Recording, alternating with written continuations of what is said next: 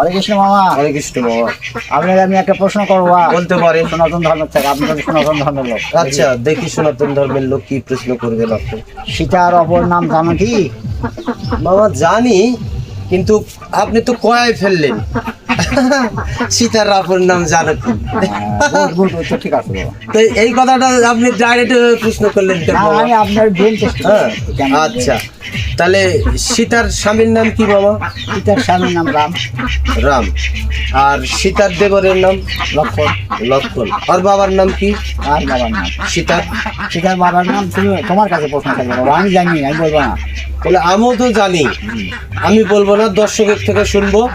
দর্শক, আমাদের মামার গল্প, আমার গল্প যদি ভালো লেগে থাকে তাহলে সীতার বাবার নাম আপনারা কমেন্ট করে বলে দিবেন। টাটা, বাই বাই সকলকে। অবশ্যই। এখন বোঝা যাবে।